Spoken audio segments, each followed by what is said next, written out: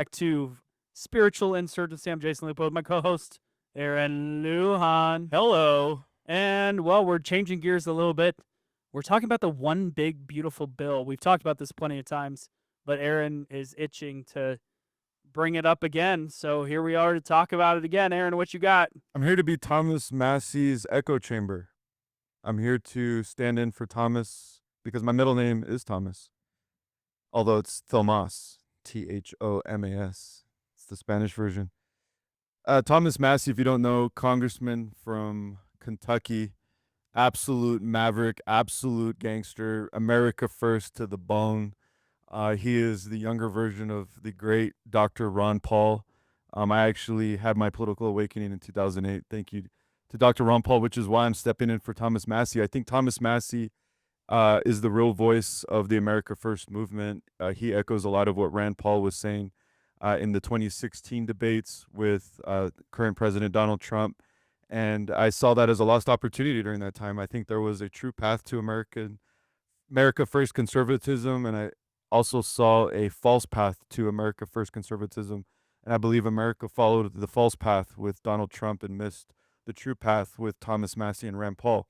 So now we have Thomas Massie criticizing the big, beautiful bill. And I think it's important because we are open-minded, right, church?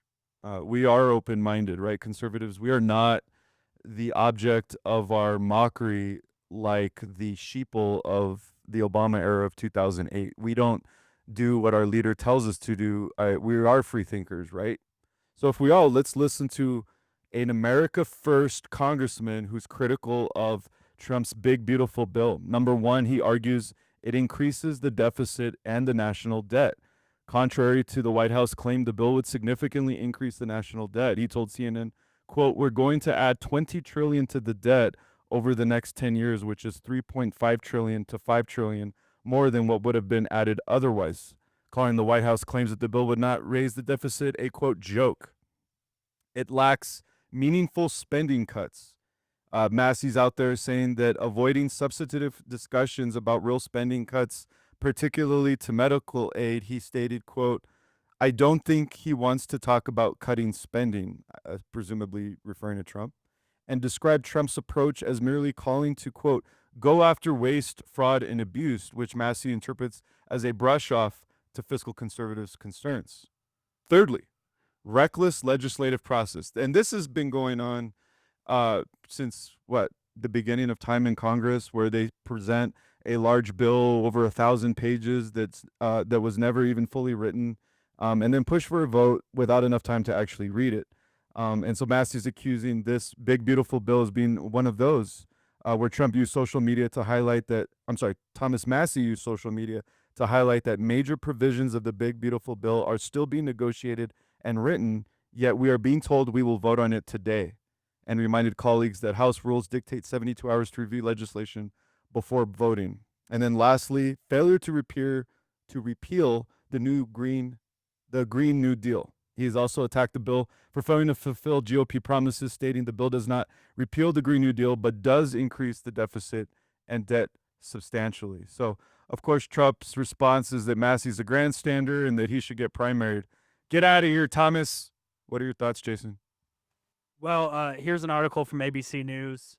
CBO estimates Trump bill could add 2.4 trillion to the deficit and leave 11 million without health insurance. One big, beautiful bill, massive tax and immigration bill to fund much of the President and Donald Trump's agenda, could add 2.4 trillion to the deficit over the next decade, according to a new analysis out Wednesday from the nonpartisan Congressional Budget Office. Substantially less than what Thomas Massie is claiming. There's numerous articles that sit at this 2.4 trillion number over the next 10 years, not a 20 trillion number. That's fake news. But something else to note that I think is really important. This is an article from NPR. Trump's tariffs could cut deficit by 2.8 trillion over the next decade, with caveats. Congressional forecasters say President Trump's tariffs could raise trillions of dollars over the next decade if they remain in place, more than offsetting the additional red ink that's projected to flow from a sweeping budget bill passed by the House last month. Since taking office in January, Trump has imposed taxes of 10 to 50% on nearly everything the U.S. imports. Those taxes already raised tens of billions of dollars in revenue. If the tariffs become permanent, they're expected to reduce the federal deficit by 2.8 trillion by 2035. A separate CBO forecast out earlier in the day shows the combination of tax cuts and spending cuts in the House passed budget bill would increase the deficit by 2.4 trillion over the same period. Um, I think that we are doing, we're very narrowly focused on this one big beautiful bill right now.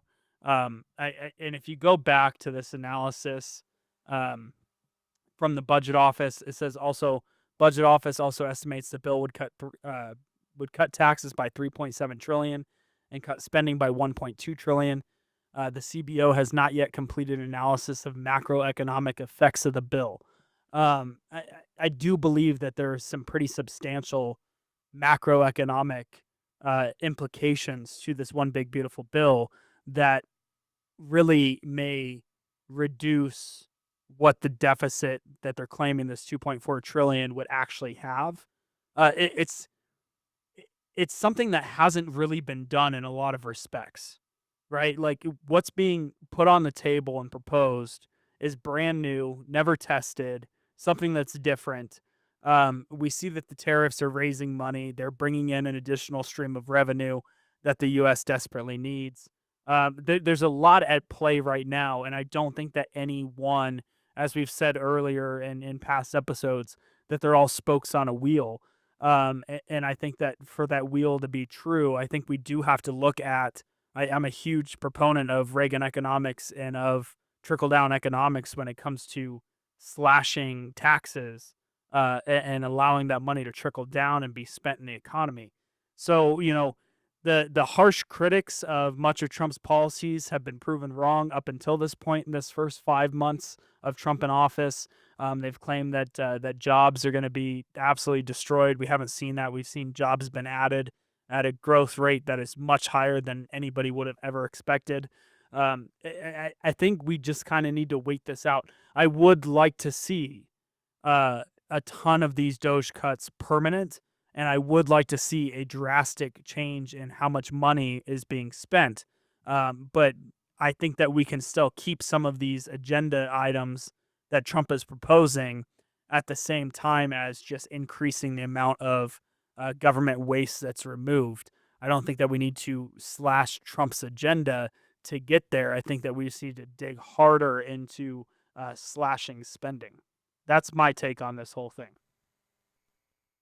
I guess where I have my biggest beef, Jason, is when we go and we say that Trump is this fiscal conservative and that he's been put in office as a mandate by the American people to get our financial house in order. And then his signature bill, as it pertains to the economy, proposes to print money out of thin air and increase the national debt.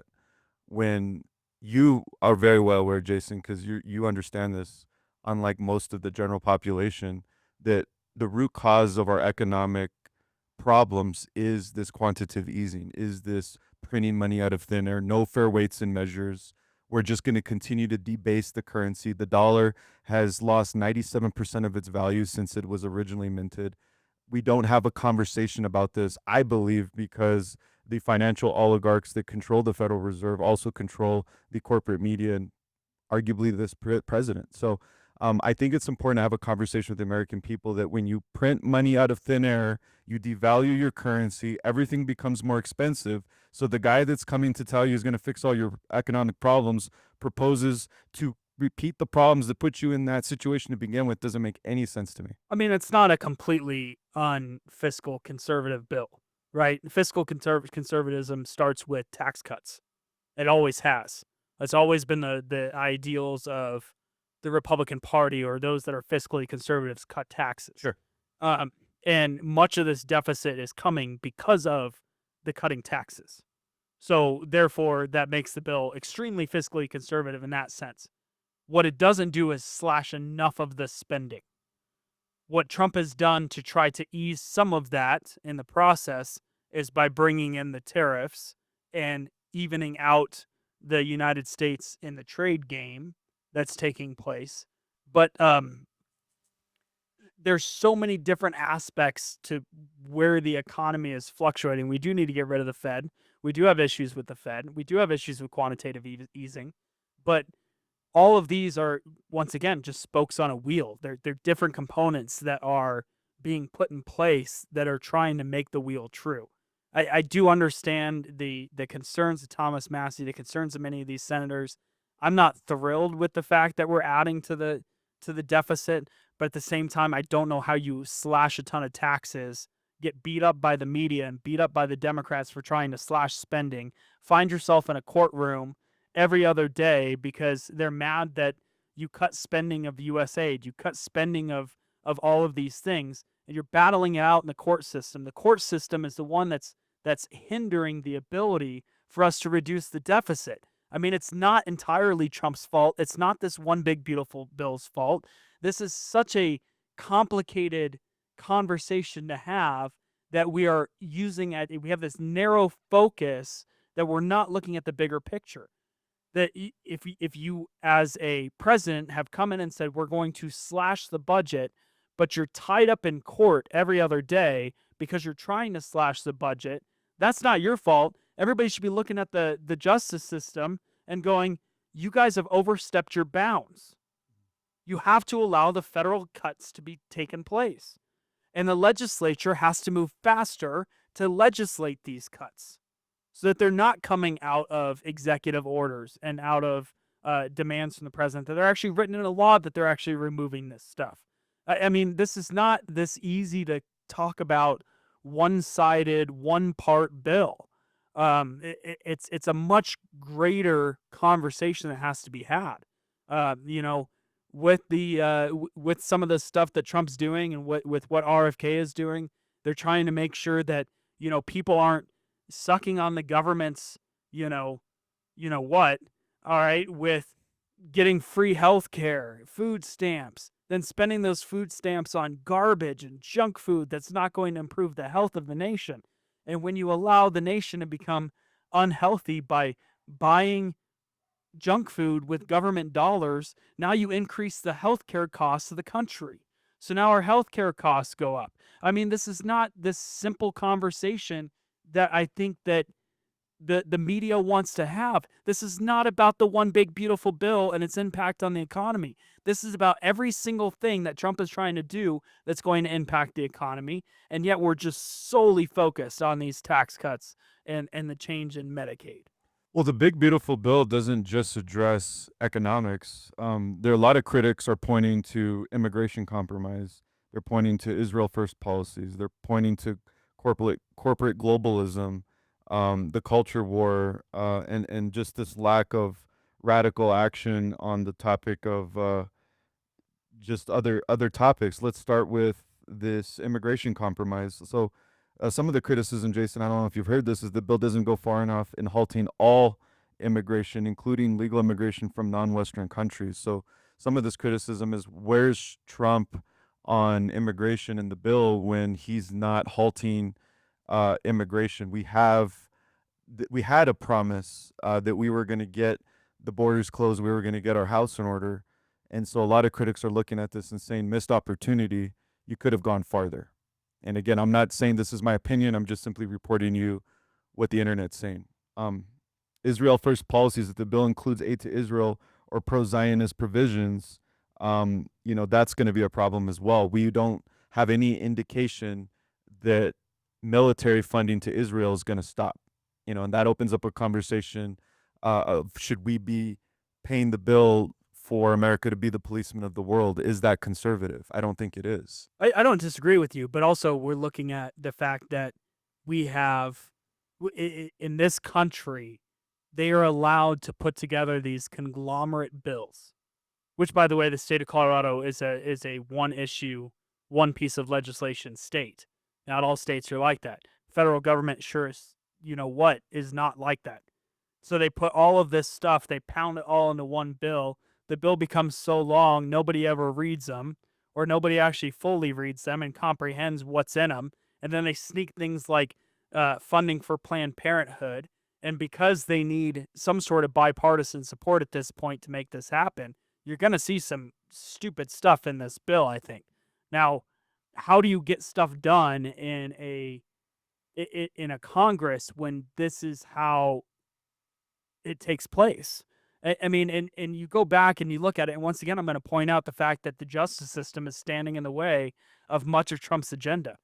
We could be a lot further ahead in some of these battles if it weren't for the courts holding up the process. If it weren't for the fact that the courts are stepping in and using their uh, judicial stances and positions in order to influence politics, which is what is happening. That's not what the justice system is there for. That's not what the judicial system is there for. The judicial system is not to stand in the way of the president doing what is in their power to do as the president of the United States or as the legislature.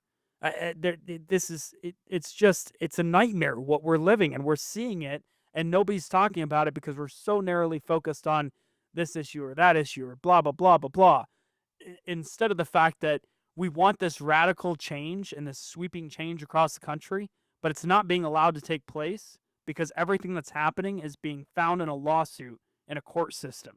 Well, I think a lot of this radical sweeping change that we all want is not happening, and it's not being found because we're not looking at the bill and we're not holding the president's feet to the fire. This president campaigned on immigration.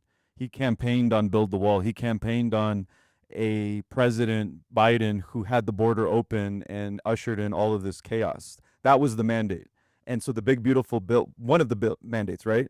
One of the key cornerstone mandates. So the big beautiful bill does address this. Well, how does it address immigration?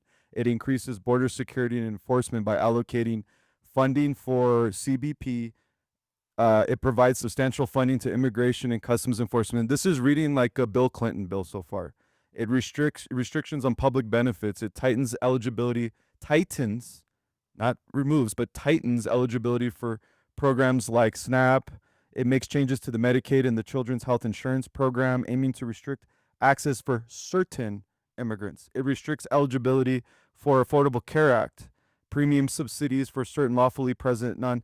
I mean, I could go into all the details about the procedures. What I'm reading are tweaks to the immigration policy. I'm not seeing sweeping policy. So what I'm essentially telling Jason and our listeners is that we're not. But you have to get it passed, and you're missing the fact that Trump can put his agenda in front of the legislature, but it's up to the House to create the bill, or the Senate to create the bill. In this case, the House to create the bill, to go through the negotiations to be able to get it passed. And just because we have Republican control, not all those Republicans are very good, which means that in order to get the votes, there's amendments that take place to the bill. Then it gets voted on. Now it's sitting in the Senate. The Senate's going to amend it. It's going to go back to the House. And by the time this is done, it may not look anything like the president's agenda. Is that the president's fault, Aaron? No, it's not. It's not. So why didn't the president roll out his agenda from day one and then let it? But he did. No, he didn't. But he did. Aaron, executive order after executive order, which have been shot down in courts or fought in courts, that have been put on hold because of the court system. Did he pass? A legislature who during his first term did absolutely nothing to support his cause, did absolutely nothing to help push forward his agenda. He's been working to push forward the agenda in the legislature in this term. He can't force the legislature to move any faster than they presently do. I don't see This is not a dictatorship. I understand. You're talking as if President Trump is a dictator that can just all of a sudden change the course of the nation. No. I'm not naive into thinking the procedure of the process. I understand what you're saying, Jason, that the president has to pass a bill that needs to go through the House and the Senate, and it's going to get changed, and there's going to be compromises. I understand that. That's the way Washington works. What I'm critical of specifically is the sincerity of the bill. If he was sincerely America first, if we had a president and an administration who was serious about economic and immigration reform, they would have rolled that out in its original form. It would not have rolled out in the form of compromise. Then look at the legislators. Look at the ones that have gone on and forced changes that are not consistent with the Republican agenda and vote those out. It's not the president. It's not the president that has stalled this process. It's not the president who's not pushing forward the president's agenda. Why didn't the president roll out his agenda in its sincerest form initially? Why was it rolled out with all of these compromises in mind? The president cannot write a piece of legislation. The president can try to sway how legislation is built. But isn't this being called the Trump's big beautiful bill? Isn't this It is. so? Because it put forward his agenda. Right. That's still on the legislature to craft the bill. So you just said it. Put it forward. It's Trump's agenda. It's Trump's agenda that's been completely changed based on negotiations to get the votes to get it past the House. You're missing the fact that he has to have the House push it through. He has to have the Senate push it through. If anybody in the House or the Senate, they're free to make amendments, make deals with the other side in order to get the votes that they need to pass this thing. And that's what's taken place. And you're missing that part of how a piece of legislation gets through and back onto the president's desk to sign. But I thought we had a president who wanted to put pressure on the House and wanted to be the strong leader and tell the House. We have checks and balances. Right. We're going around in circles. We have checks and balances. The president is not a dictator. The president can say, this is what I want in the bill.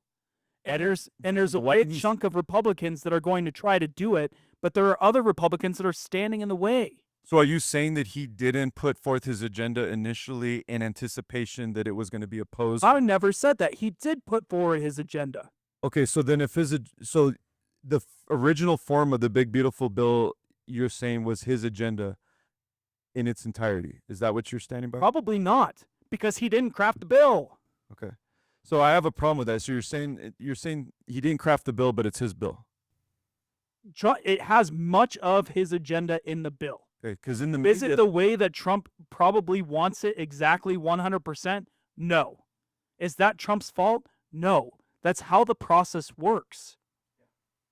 I mean, they have to have enough support to get it through the House, to get it through the Senate.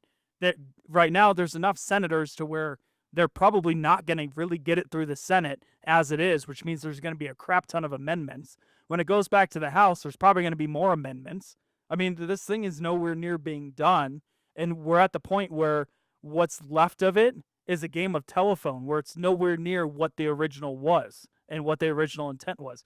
We are completely out of time to continue this conversation, but I promise you we'll continue it next week. Join us every day, Spiritual Insurgency on Rumble and YouTube. Have a great day. God bless. Peace.